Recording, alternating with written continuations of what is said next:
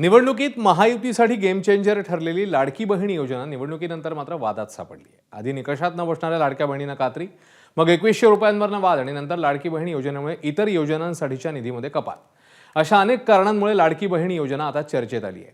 या योजनेचा फटका आत्महत्याग्रस्त शेतकऱ्यांच्या कुटुंबियांनाही बसतोय। कसा ते जाणून घेऊया। आधी आदिवासी विभाग, मग सामाजिक न्याय विभाग आणि आता आत्महत्याग्रस्त शेतकऱ्यांचे कुटुंबीय, या सगळ्यांना मिळणारा शासकीय मदतीचा ओघ एकाच कारणामुळे आटलाय असा आरोप आहे। ते कारण आहे लाडकी बहीण योजना।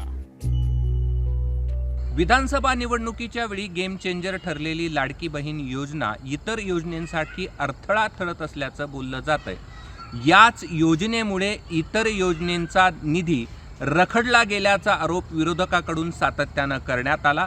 या योजनेमुळे आत्महत्याग्रस्त शेतकऱ्यांना मिळणाऱ्या निधीतही अडथळा आल्याचं बोललं जातं आहे आणि या योजनेमुळेच आत्महत्या केलेल्या शेतकऱ्यांच्या वारसांना मदतीसाठी कार्यालयाचे खेटे मारावे लागत असल्याचं देखील समोर आलं आहे।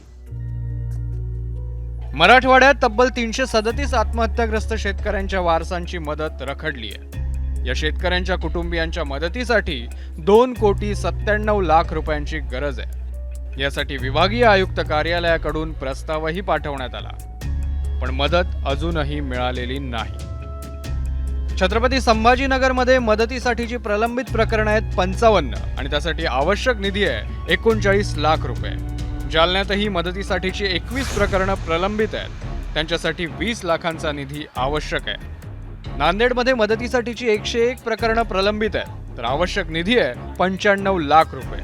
बीडमध्ये प्रलंबित प्रकरणं आहेत 60, त्यासाठी आवश्यक निधी 57 लाख रुपये। लातूरमध्येही 60 प्रकरणं प्रलंबित आहेत, त्यासाठी आवश्यक निधी आहे 25 लाख। तर धाराशिवमध्ये मदतीसाठीची 63 प्रकरणं प्रलंबित आहेत आणि त्यासाठी आवश्यक निधी आहे 59 लाख रुपये। या प्रकरणाचे पडसाद विधान परिषदेतही उमटले। 337 वारसांना मदत मिळाली नाही हा तर एक स्वतंत्र विषय, याला काय फार रक्कम मोठी नाही लागणार आहे, कारण लाख रुपये देतात, 3,37,00,000 रुपये फार मोठी रक्कम नाही। पण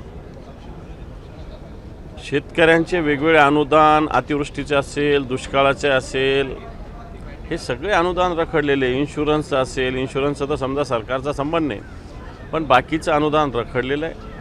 लाडकी बहीण योजना सरकारने आखली, चांगली योजना, काही हरकत नाही, परंतु अंतरून पाहून पाय पसरले पाहिजे, ते सरकारकडून होत नाही हे 100% मानता येईल। नुकत्याच जाहीर झालेल्या अर्थसंकल्पात समाज कल्याण विभागाचा 3,000 कोटी तर आदिवासी विभागाचा 4,000 कोटींचा निधी अर्थ खात्यानं दुसरीकडे वळता केला होता।